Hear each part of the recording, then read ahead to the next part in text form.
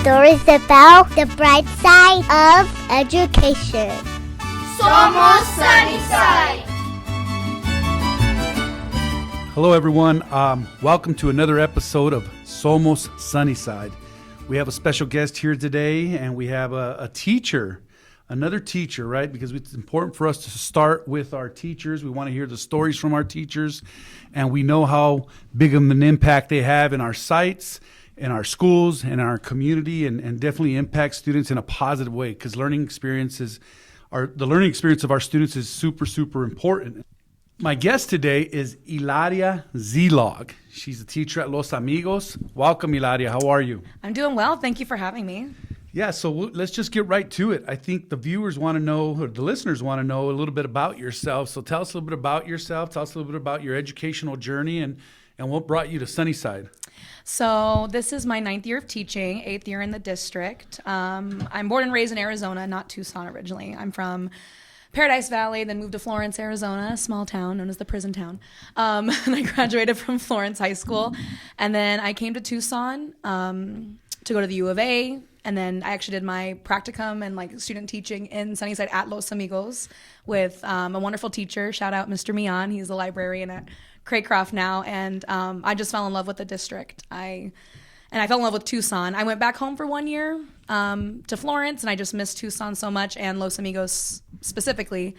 And so now I've been here ever since. All right. What grade do you teach? 5th grade. Yeah. 5th graders, huh? So that age group is what, about 10-year-olds? Yeah, 10 and 11. It's like the sweet spot, I think, because I taught 1st grade my very first year, and they're adorable, but I was, God bless those, younger teachers that teach the young kids, because I That's don't right. have the patience. So, and I guessed right, because my son's a 10-year-old and he's in 5th grade, so it would have been bad if I screwed that one up. So, what's your experience like? What has your experience been like here in Sunnyside? I'm glad to hear that, when we hang on to our student teachers, we get a lot of student teachers that teach at our school sites, and it's always a good, positive news that we hang on to them, and then we keep them here in Sunnyside, especially if they're great fits for our students and great fits in the community. And so tell us a bit about that. Like what help make your decision easy? What have your experiences been like? What are the pros and cons of being a teacher here at Sunnyside, and especially at Los Amigos, at Los Amigos? Mm-hmm. Well, I think not only did I do my student teaching there, but also those practicum hours where you have I don't know if they do that anymore, but we were at the portable, we were there every day, and then I did my student teaching there, and it just felt like a family from day one. Everyone says hello to you in the morning, you feel like you're welcomed the minute you step in the door, and I felt that all the way back in 2014 when I first walked through those doors. And obviously, teachers have changed over time, leadership has changed, but that feeling of familia hasn't changed since then. Yeah, you took the words right out of my mouth. I was just going to say that. I've heard that a lot from individuals that work at Los Amigos and from the Los Amigos community, is that feeling of familia, right? But at the same time, taking care of the learning needs of our students. And I truly, truly appreciate the culture that has been built there and that has been built there for many, many years. And so that, site continues to be successful and continues to make sure our kids are taken care of. So shifting gears here a little bit, want to talk a little bit about your role with the Sunnyside Education Association. I know you're a huge teacher advocate, as we are. And so tell us a bit about that, and so our listeners can understand the role of SEA and the role you play in SEA. Yeah, so I joined SEA my very first year here. So, Sunnyside Education Association, our local union. I knew to join just because my family has always had a very proud history of union work. I have family up in Globe in Miami. So through the mines, it was just union was always pro-union. But then when the Red for Ed movement happened in 2018, that beautiful chaotic moment in April and May, I really saw what it means to be a leader, not just within my own site, but in education overall. And SEA was my route to there. And so I started off as the political action committee chair, and then quickly moved to vice president. And I've been in that role for about 5 years now. And I've learned so much about all of the stakeholders beyond just my classroom, my kids. You learn so much when you're in a leadership role especially in SCA, about the political aspects of education and the good and the bad, mostly the bad, right, in the state of Arizona. But you learn a lot about that and how to advocate for yourself, for your colleagues, and ultimately your students. And you feel that collective voice when you're part of that, movement, I would say, part of that group. Right, and I agree with you. I want to thank you for taking on that role. I think voice is everything, right? I mean, in our organization here at Sunnyside, we want to make sure all individuals have a voice because everyone matters, right? Everyone in the organization matters. There's no hierarchy in learning. It shouldn't be about positional power.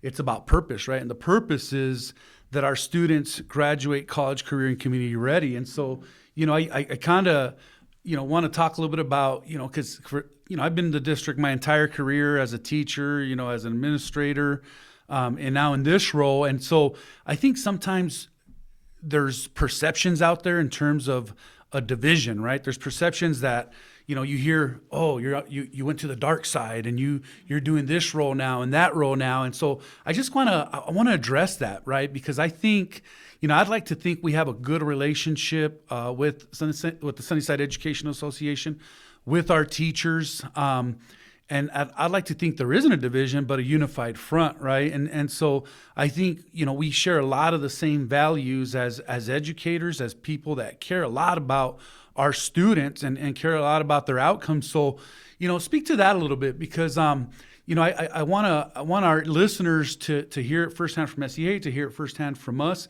And, one of the things I know we do often is we meet regularly and we discuss and we talk. I truly believe that people understand each other by communicating, right? I mean, you solve issues by having dialogue, and sometimes issues, sometimes they're tough conversations. We call them the courageous conversations. But at the end of the day, we're trying to accomplish and we're trying to make decisions on what's best for our students. So talk a little bit about that. What are your views on that? And let's put that out there to our listeners. I think you said it perfectly when you said it comes down to the values of what we all have, regardless of your position, right? The SUSD leadership, employees, classified, certified, and then SCA, we all share the same value of what's best for our kids. And then SCA, right, also is like what's best for our employees, which at the end of the day is also what's best for our kids. And so, like I said, I went back home for 1 year, and I think Sunnyside's very unique in the fact that you work together with the different groups, and there is not the same for sure in other districts. I mean, in my hometown, in the Phoenix area, it's a lot of just butting heads all the time. I agree with you. I'm grateful that Sunnyside is not like that, because it shouldn't have to be like that. If we all have the same goal at the end of the day, it shouldn't be like that. And that's why I truly believe Sunnyside is unique in that situation where we can approach leadership and have, like you said, those courageous conversations. It might be uncomfortable, we might not agree, but at least we can have those conversations and come to the table and try to work it out, as opposed to other districts where it's constant. Well, she said this, he said that. We're not even going to bring them to the table. Right. And thanks for sharing that. I also want to give a shout out to our SCA president, Mari Martinez, who's been great to work with, and even our prior leadership was great to work with. My experience working with SCA has been a super positive one.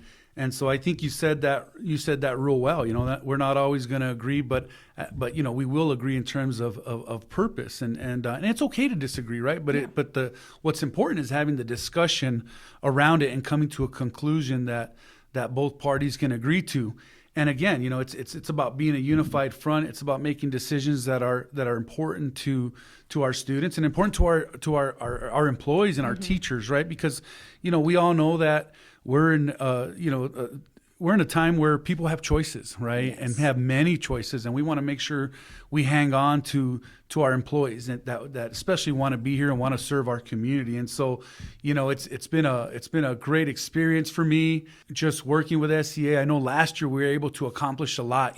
We did we covered a lot. Every time that the district receives any type of extra monies, I want to make sure that we always put that back into the hands of our employees. And so, I know last year we had the ability to do some incentive pay. We had the ability to right-size our salary schedules. And so I feel really good about the collaboration we had and the outcomes we had. And now we have a successful and we have a very competitive salary schedule, right? And we know it's not perfect. We know it's still not enough.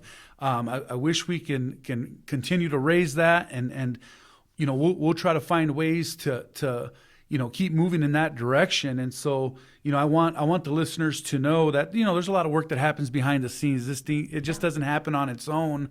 And our listeners probably shouldn't be worried about what's happening behind the scenes. I mean, we just got to make sure we're taking care of our teachers, right? Yeah, and that we communicate it. But I think it is important, like you said, that people do know that these discussions are not just happening with just leadership saying, well, this is what's going to happen. We have what's called IBB, interest-based bargaining, where all of the groups for admin, certified, classified come together, and we make these decisions to have those competitive salaries, to put those extra monies to our employees, and then also, to make sure that our students are getting the best of the best. Yeah, and we're very fortunate, as you mentioned earlier. I'm glad we have great relationships, because I know in other districts there's some tension. There's tension amongst employee groups, and we have standing meetings, and all of our employee groups have a voice, whether that be our Sunnyside Classified Education Association, whether it be the Sunnyside Administrators Association, and again, talking about our Sunnyside Education Association. So, I'm glad that we're able to have those discussions, and that we're aligned in terms of our thinking and in terms of our purpose. And so, again, shifting gears here a little bit, tell us a little bit more about yourself. I think sometimes our students, they want to know more than just that teacher they see in the classroom, right? So, what are your personal interests? What are your hobbies? Let's put that out there for your students and your families. The first guest that you had, he was all about music and things like that. Same thing with me. I don't play any instruments, but music is my passion. I incorporate it in my classroom all the time. There's always some kind of music playing, whether it's classical music while they're testing, or like Selena, because I love Selena Quintanilla, and they love to dance to that and move along with that and work with that. So I don't like a quiet classroom. Yeah. I like. Do you ever use the line "anything for Selena's"? Some of them actually know that because they've seen it.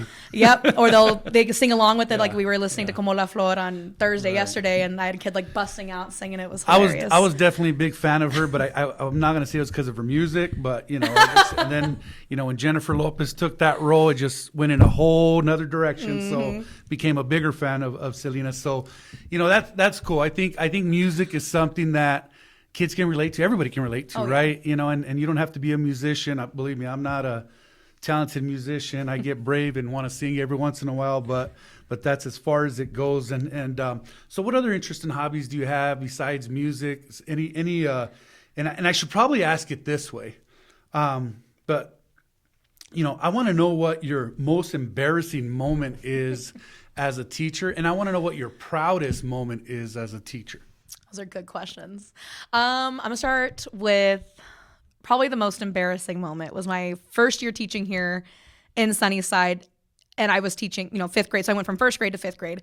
5th grade math, I'm good. I'm, pretty solid at it now, but math was not my strongest subject. I tell the kids that too, and I think that's part of also being vulnerable with your students. And so I tell them all the time, math was not Mrs. Zelog's strongest subject. And we were learning about how to, I think, add mixed numbers, and I completely messed it up. I taught them completely wrong, and I went over it with my team afterwards. They're like, yeah, no, that's not how you do it. And I was like, did you Google the wrong information, or was it? Or I just kind of off the cuff. It was like, I think I remember how to do this. Let's just do it. Completely wrong. Right. And so it was kind of like I had to humble myself and be like, all right, I have to tell the kids tomorrow that I did it completely wrong, and we had to completely learn it over again. And at the moment, it felt like the most horrific, embarrassing, like, how can I do that? I'm the teacher, I should know everything.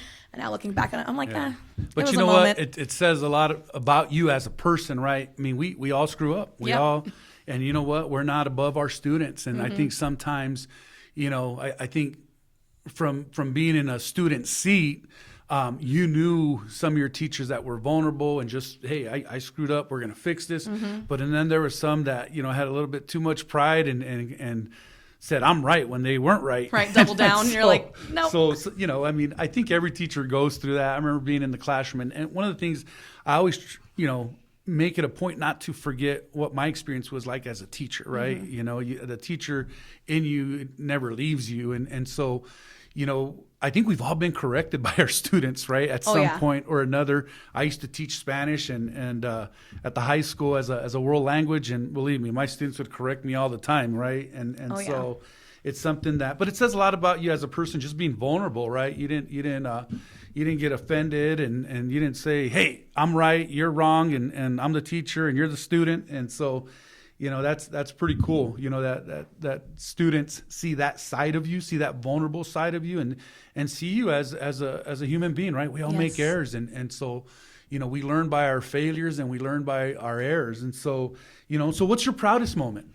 What's your proudest moment? I think this year has been a very, so I student taught, like I said, it was third graders, and I moved back home the next year. And then I came back, I taught fifth grade. So I had those same kids that I student taught with. They are now seniors in high school this year. So this is my first graduating group. Nice. And so I've been invited to like the football games, and they had like the senior night and things like that. And it's just been a very like emotional, proud moment to see them and then to think in May when I'm going to hear their name and see them walk across that stage. It's just, I'm proud to see to think back to when they were in third grade, fifth grade, and to see them now as almost adults. It just makes me tear up, a lot, actually, not a little bit, a lot. Cause I went to, one of my former students, Daisy, she's the student body president at Desert View and, the head cheerleader. And I worked with her mother. She worked at, Los Amigos a while ago, and I went to the senior night, and I just, I stayed back. The families went down. I was like, hey, I'm just gonna, cheer her name. And then her cousin pointed me out, and then she looks up and she waves and blows me a kiss, and I just bawled like a baby. It was just, and so I think, and I'm sure there are teachers that, they have, when I tell teachers this, like, yeah, wait till they get married, wait till they have kids. And so I'm like, yeah, you just feel so proud to see, I had a small moment in their life that I get to see what they've become, and it's just beautiful. Yeah, and it's not a small moment; it's a huge moment, right? And so I think many times in education, as educators, the more years we're into it, we kind of ask ourselves, are we moving this forward, or are we spinning our wheels, right? Are we making an impact, or are we not? And those are the little reminders, the little moments like that, the little details that mean the most. And you're making a huge impact. And I put this out there to our educators.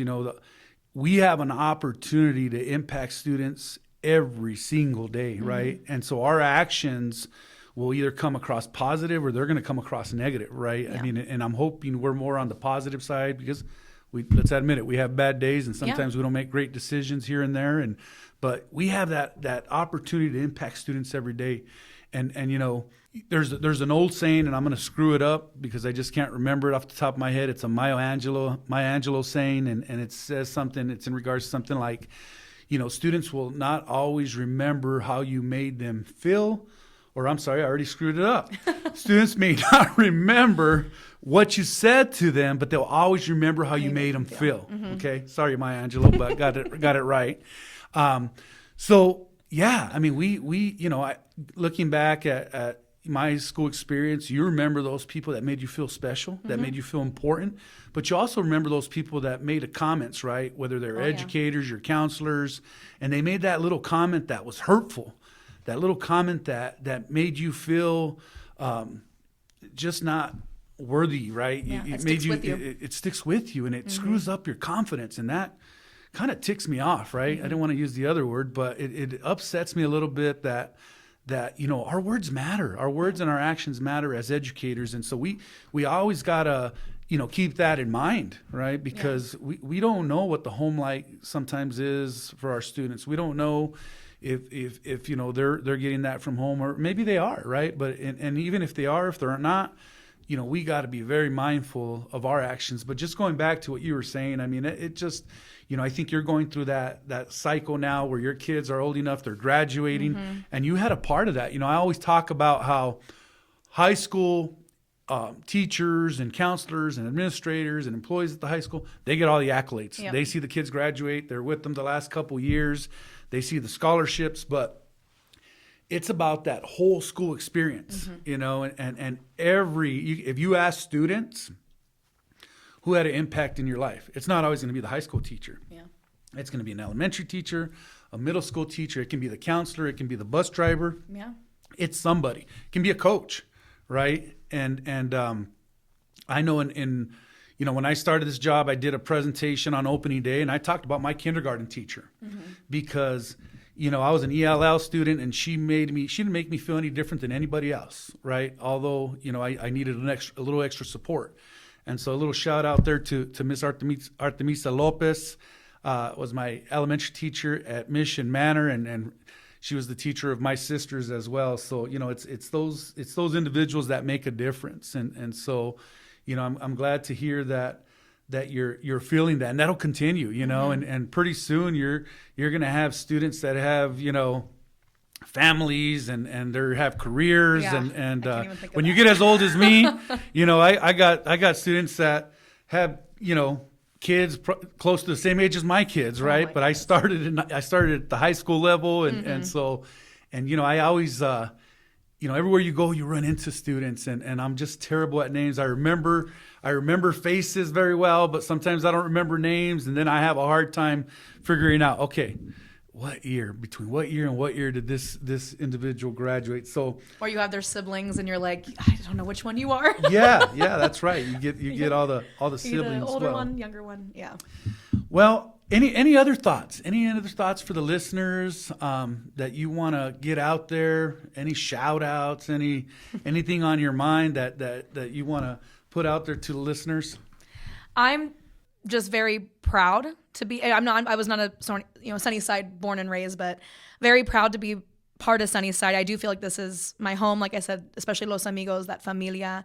And I think I've learned so much by getting involved, not just through SEA, although that was my gateway into getting involved into leadership, but I just encourage any Sunnyside employee, classified, certified, everybody to just get as involved as you can, ask questions. I mean, assume positive intentions, and the more you get involved, the more you know, and the better that we're going to be as a district, because I really think Sunnyside truly is unique in the fact that we put the kids always first and are able to have these conversations with the kids in mind always. That's right, Ms. Szelog. Well said. I mean, for me it's personal, right? It's personal because I was one of those kids, and I came up through the system, grew up in this community, and I will say this to you.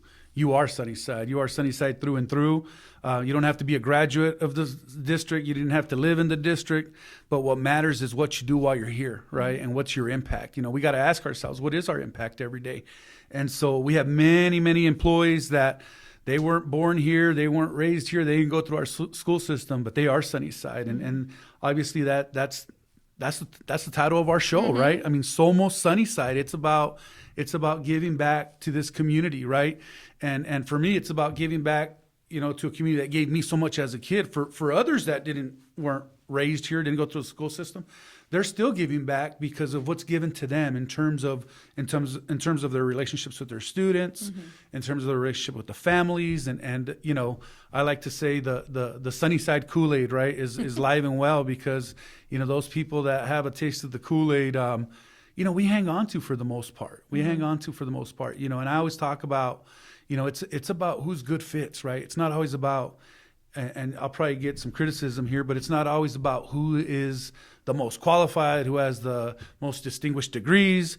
It's about who's a good fit for our students and who's a good fit for our community and to serve our community. So, Ms. Szelog, I want to thank you for taking the time to meet with us. We learned a lot about you. I hope the listeners, enjoyed the conversation.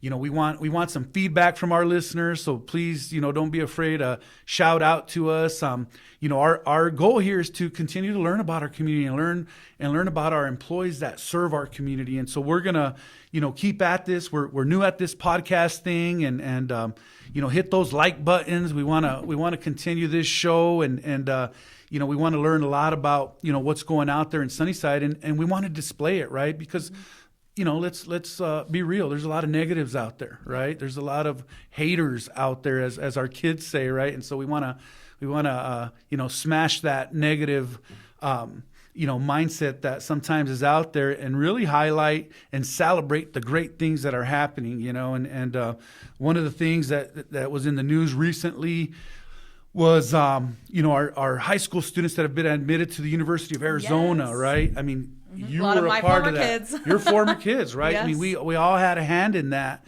And so again, high schools get the accolades, but people should feel good that they had a hand in that. And so Sunnyside High School ranked #1 in the nation in terms of students attending being accepted to University of Arizona, and they're nearly at almost 200 students. I believe the 193 is the exact number. Wow.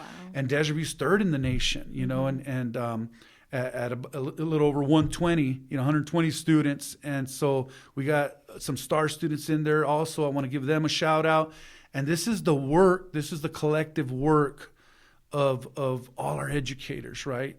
And more importantly, it's about believing in our kids, Yes. That our kids can be successful, and they can compete with anyone. And now you'll get tired of me, people get tired of me saying that, but that's where my heart's at. And I want our kids to feel super confident as they graduate from our school systems and go on to do great things. And so until next time, I want to thank you, Ms. Szelog, for joining us today. And, want a little shout out to the viewers. We'll end our episode and, hit them like buttons. Somos Sunnyside. That's right. We are Sunnyside. Thank you very much.